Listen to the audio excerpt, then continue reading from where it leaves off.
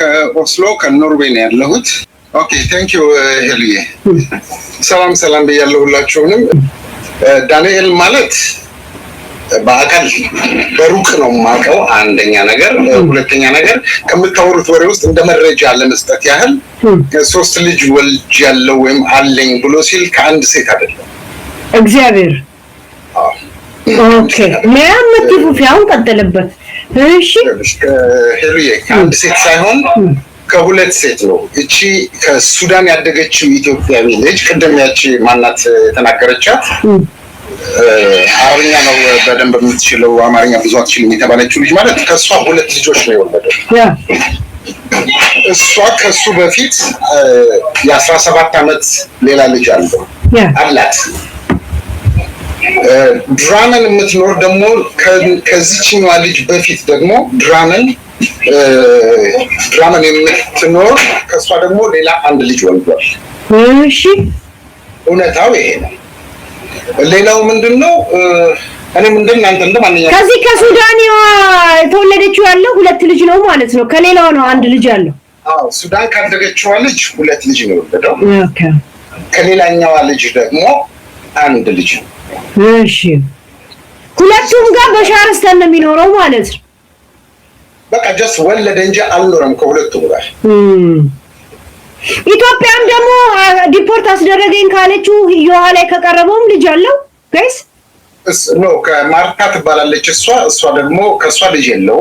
እሺ እሷ ከሱ በፊት ይኸውላችሁ ቅድም አሁን ሄሉዬ ወረቀት የሌለው ሰው ይሰራል ምናምን ላልሽው ነገር አዎ ሰራ ነበረ። እሺ ወረቀት የሌለው ኖርዌይ ላይ ማለት ይሰራል፣ በቀናሽ ነው የሚሰራው ተደብቆ ስለሚባለው እኮ ገብቷል። ከኛ ቋሚ ሆነን ወረቀት ካለን ሰዎች የበለጠ ኢንካም አላቸው። ኦኬ ምክንያቱም ወረቀት ስለሌላቸው ብዙ ቦታ ነው የሚሯሯጡት፣ በጣም ነው የሚደክሙት፣ ያገኛሉ፣ ይሰራሉ። ታክስ የማይከፍሉም እንደዛው ነው ደሞዟን አንድ እሱ ነው። ሁለተኛ ነገር አሁን ከዚህኛው ለምሳሌ ማርታ ማለት ከሱ በፊት በቤተክርስቲያን ያገባችው ባል ነበራት። ምናልባት ስለሱ ታሪክ ሰምታችሁ ሊሆን ይችላል። ሀብታም ነበር እሱ። ይሄኛውን እንኳን just forget it። የዚህ ሀብታም ነበርኩ መኪና ስቀያየር ነበር። እኛ የመኪና ዴክ ነው እንጂ ሲቀየር ያየነው ሳመር ነው ዊንተር ሰከንድ ሃንድ ወይም ሰርድ ሃንድ መኪና ገዝቶ ሀብታም ነበርኩ። አይሸክልም። ታክሲ የራሱ የሚያስነዳው የለው 4 I have never seen እኔ ሰምቼም አይቼም ማለት በሩቅ ነው የምታውቀው በቅርብ ነው የምታውቀው ቴዲ? ኖ እኔ በሩቅ ነው የማውቀው። ኦኬ በሩቅ ነው የማውቀው። የሀብት የመኖሩን ጉዳይ ምንሽ እዛ ላይ ኢንተርቪው ላይ እንዳወራው አይነት ከሆነ በአገሪቱ ከኢትዮጵያውያን ለምሳሌ በታክስ በመክፈል አንደኛ ሁለተኛ የሚባሉ ኢትዮጵያውያኖች አሉ። እነሱ እሱ እንደሚለውም አይነት ነገር አያደርጉም። ኖርዌይ ላይ እንኳን እሱ እዛ ላይ የሰማነውን ተይውና ሌላው ታማኝ ያልሆነው ነገር ከስራውዬ ቡና ልጠጣ ስገባ ነው የያዙኝ 90,000 ብርና $2,000 ነው ያለው። ስራ የዋለ ሰው 90,000 ብር ኖርዌይ ላይ እየተኖረ እንዴት ነው ኪስ ውስጥ 90,000 ብር ይዞ የሚዞረው? 90,000 ብር ተያዘብኛል እንደ ኪስ ውስጥ? አዎ ፖሊስ ይዞብኛል ያለው 90,000 ማ በኪሱ ይዞ መሄድ አይችልም። እንደገና ወስዶታል ነው ያለው። ቴሌፎኑ እንደተቀበሉት ብቻ ነው የሰማሁት እኮ አሁን ላይ ሲያወራ ነው። በደም አልሰማሁትም። እሺ ሄሎ እዚህ ሀገር ላይ ማንም ሰው ዲፖርት ሊደረግ የተያዙ ልጆች ፍራኖም የሚባል ቦታ ነው የሚታሰሩት። እዛ 1 ወር 20 ቀን ከቆዩ በኋላ ዲፖርት እንኳን ሲደረጉ ፖሊስ እዛ የያዘባቸው ሞባይልም ካለ ይሰጣል፣ ገንዘብም ካለ ሰጥቶ ነው ለፖሊስ ፖሊስ ይዟቸው ወደ ኤርፖርት የሚሄደው። ኦኬ አንድ ውሸት ይሄ አለ። ታማኝ የማይሆን ነገር ነው። በፍጹም እስከንዲንገላ እንዲህ ያለ ነገር አይታመንም። ሌላው ምንድነው መሰለሽ ከዛ በፊት ታስሮ ተፈቷል። አዎ ታስሮ የተፈታው እዚህ ሀገር ላይ ሲኖር ማናችንም እኔም ሆነ የማውቀው ኦሮሞ ሆኖ በኦሮሞ ኬዝ ሰጥቶ ወረቀት እንዳገኛል። ኦኬ ከዛ ውጪ ወረቀቱን ካገኘ በኋላ ግን ያስተረጎሙለት ወይም ደግሞ ሌሎች የኦሮሞ ቋንቋ ተናጋሪዎች ላይ ይቦተረፍ ነበር፣ ጉራ ይነፋል፣ ይሳደባል፣ ይናገር ምን አንተ ኦሮሞ አይደለም እኔ ኦሮሞ አይደለም እኔ ትግራይ ልጅ ነኝ ኤቪደንስ ይሄንን ይዘውበታል። ይሄንን ለፖሊስ ሰጥተውበታል። እግዚአብሔርን በልስቲ አዎ ፌስቡክ ላይ የሆነ ፖስት ሰርኩሌት ያደርጋል። አንድ ልጅ የሆነ የማይደረግ የሌለበት ነገር አደረገኝ ብላ ለጥፈው ነፋኝ ነው ያለችው። በአጠቃላይ እሱን በፈቃደኝነት አይደለም እሱ ነገር ሊንኩን ላኩለትና አንተ ውሻ ብዬ ብልጭ አድርጌ የሰደብኩት ማለት ነው። እና በስድብ ነው እኔና እሱ የምንተዋወቀው። ይሄ የልጅቷ ኢንተርቪው ወጣ። ይሄ ልጅቷ ኢንተርቪው ሲወጣ አወዝን ሾክ አለውኩ። ልጅቷን አላወቅኳትም ነበር እኔ በአካል አላቃት፣ ግን ዋናት ብዬ ስጠይቅ በጣም የኔ ቅርብ ቤተሰብ ያውቃታል። እሷን በደንብ የምታውቀው ምናምን ማለት ነው። አላወቅኳትም ግን አወዝን ሾክ። ከዛ ተደወለለት። አንተ አሁንም ትዋሻለህ፣ ወረቀት የራስህ ጉዳይ እያለ ደግሞ ማምጣት ምናምን ትላለህ አለው። ናይ ዲና ያደረገ እኔ ዳንኤልን ይዋሻል እንጂ ወረቀት እንዳለው አውቃለሁ። እማልዋሽለት የዊንተር የሳመር ብሎ መኪና ሲቀይር አላውቀውም። አንድ ቆንጆ ቶዮታ መኪና ግን አቅለታለሁ፣ ቀይ ለመልኳ። ይሄ እኮ የምልሽ ከ2020 በፊት ያሉ ታሪኮች ነው የምነግርሽ። ወረቀቱን የተቀማው 2023፣ ይሄ 2024 ዊንተር ላይ ኦር 2023 መጨረሻ ላይ ዊንተር ላይ 2023 መጨረሻ ዊንተር ላይ እንደዚህ ወደ ሚውል እንዘጋጅ ምናምን ስንል ነው የልጅቷ ኢንተርቪው ወጣው። ከዚህ በኋላ ላስተያየሁት 2024 ሴፕቴምበር ላይ ነው። ኒው ይር ነገር ሊሆን ኢቭ ላይ ማክሰኞ ወይንም ሐሙስ ቀን በንጋታው ጾም ስለነበረ አስቤዛ አድርጌ ስመጣ አገኘሁት። እሺ ማይንድ በዚህ ሁሉ መገናኘት ውስጥ ዳንኤል እኔ ቤት መጥቶ አያውቅም። እኔ እሱ ቤት ሄጄ አላውቅም። ረጅም ዓመት አውቀዋለሁ እንጂ ያን ያህልም ቅርበት የለንም። ይሄ ቤት የሚመጣ ቤቱ መሄድ ምናምን አይደለም። የውጭ የምታውቂው ሰው አለ አይደል? እንደዛ ነው። ከዛ ከባስ ሰላም አልኩት። ባስ ውስጥ ነው ያገኘሁት። ሰላም አልኩትና ከባስ ወርድ ተከተለኝ። እዛ አንዴ ላናግርሽ አለኝ። እሺ ምንድነው አልኩት። ሰላም ነው ምንድነው ስለው ነርቨስ ሆኗል፣ ይርበተበታል ምናምን ነገር ምን ባክሽ ሊይዙኝ ነገር አመት ሴፕቴምበር አመት አለፈው። ኦኬ ሴፕቴምበር አመት አለፈው። ምን ባክሽ ሊይዙኝ እየመጡ እኮ ምናምን አለ። ማንም ይዛ አልኩኝ። እንትን ፖሊሶች እየመጡ ሊይዙኝ እየፈለጉኝ ነው። ምን አርጋቸው ዲፖርት ሊያደርጉኝ እንዴ? ወረቀት አለ አይደል እንዴ አልኩኝ። አሁን ያ ሰውዬ የተናገረው ነገር ትዝ አለኝ። ክሊክ አደረገ። ወረቀት አለ አይደል? አዎ አለኝ። ያው ድራይቨር ላይሰንሴ ያው ምናምን ብሎ የሆነ ያሳየኝ ማለት ነው። እና ምን ለምን እንዴ ይሄ ካለ ለምን አታሳያቸው? እንዴት ነው? ምን ባክሽ የሆነ ጣጣ አምጥተውብኛል፣ ሊወስዱኝ ነው። ወደ ስዊድን ልሂድ እንዴ? ወደ ስዊድን ልሂድ እንዴ? ያኔ እንትን የነበረው ከፈለጉ ስዊድን ብትሄድም እኮ ይመልሱሃል። ምክንያቱም ስዊድን የሄዱ ልጆች ይመለሳሉ እጃቸውን ሲይዘው ወይ ምናምን ነገር። ለምን የሆነ ጓደኛ የለህም ለምን አትሄድም? እዚህ ሰፈር ነው የምትኖሪው ብሎ መጀመሪያ አዎ ብዬዋለሁ። እሺ ይሄ ችግር ገጠመኝ ከማለቱ በፊት። ከዛ ግን አንቺ ጋር ቤት መሄድ እችላለሁ ሲለኝ ፈራሁ። አንደኛ ቤት የመጣ ያቺ ልጅ ነበረች የድሮ አይደል? ያም አለሽ አይምሮሽ ላይ አልፈለኩም። ያኔ ምን ጠየቅኩት? እሺ እጁ ላይ ብር አለ ወይ ብዬ ጠየቅኩት። ምክንያቱም ድንገት እየሮጠ ነው የሚመስለው።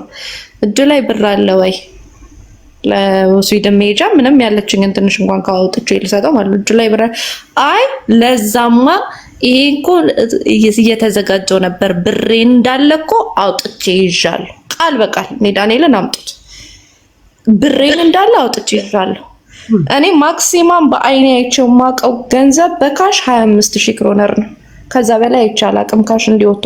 ስለዚህ በግምት ስንት እንደሚሆን አላቅም። 500 ኖት ግን አይቼው ማላቀው መጠን እንዲህ በእጅ ሊያዝ የሚችል በዛ ያለ ብር አውጥቶ አሳየኝ። ዶላር የምትሉትን አላሳየኝም። እኔ ኢትዮጵያ የኖሽ ክብር ነው ያሳየኝ። 90,000 ይሆናል ግን በርከት ያለ ካሽ አውጥቶ ብሬን እኮ እያወጣው ይዣለሁ ብሎ ያዘ። በእግዚአብሔር ይቅና ብዬ እንትን አልኩት። ከ15 ቀን በኋላ ምናምን ሰው ሳገኝ እኔ እንደተያዘና ትሮንዳም እንደገባ ሰማሁ። ፍቄ ኦስሎ አውቀዋለሁኝ። ባለቤቱ ጓደኛዬ ነበረች፣ የልጁ እናት ነበረች ማለት አብረው አይሉም ማለት ነው። እሺ አዎ አብረው አይደሉም። አንድ ወንድ ልጅ አለው። ጋርደሞን ነበር የሚሰራው ፍቄ በፊት እና አየር መንገድ ውስጥ ማለት ነው። ውስጥ ያው የሚሰራው ማንኛውም ስራ ስደተኛ የሚሰራውን ማለት ነው። እና በህመም ምክንያት እቤቱ ነው ያለው። የሆነ ጊዜ ታመመና ስራ አይሰራም። ለዚህ ነው ስራ አይሰራም፣ እቤቱ ነው የሚቀመጠው። ያው ከማዳም ቅመሞች ጋር ሲቀድ ነው የሚውለው። እና የሲክ ፔንገር ነው የሚወስደው ማለት ነው። ያ አዎ ኡፎራ አልወጣም። እኔ እንጂ አሁን ወጥቶ ይሁን አይሁን አላቅም፣ ግን የሚኖርበትን አውቃለሁ። ያው ሲክ ፔንገር ታዲያ እንደዚህ ያመላልሳል እንዴ? ኖ ያው እንደነገርኩሽ ቁጭ ብለው እነ ከሌን እንርዳ የሆነ የሚያገኙት ኮሚሽን ያለ ይመስለኛል እንጂ ያው ተሰብስበው ቲክቶክ ላይ ሲያወሩ ከሰው ጋር ሁሌ እርዳታ ወሬ ነው የሚያወራው። እሱ ክፍል ገብተሽ ሰምተሽ ቢሆን እኔ አንዳንዴ ገባ አልና ጸጥ እያልኩ እየሰማሁ እወጣለሁ።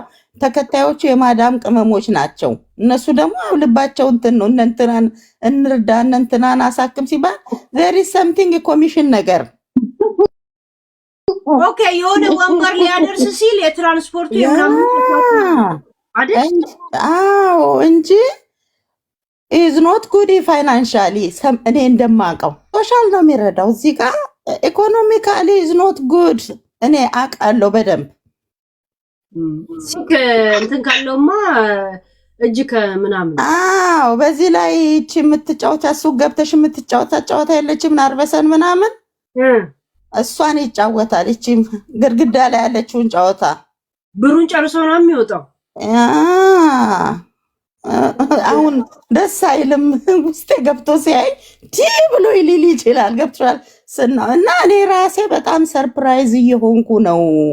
እንዴት ነው ኢትዮጵያ እንደዚህ? ያው በእርዳታ ስም ነው ያው ሰዎች ሊያደርስ እንትን ልልቅ አላድርስ እንትን ልርዳ። አሁን ይሄኔችን በዓሏን ሰበብ አድርጎ ምናምን ያ የማዳም ቅመሞች እንደምታውቂው ካላቸው በቃ ይጋጣሉ። ስለ ልጁን አያውቀውም ዳንኤል የሚል። እኔ ዳንኤልን የስራ ባልደረባው ነኝ በነገራችን ላይ። እሺ ኦስሎ ነኝ ማለት ምን ነው? ስራ ባልደረባ የባስ ያ ባስ ነው ስለዚህ ጎበዝ።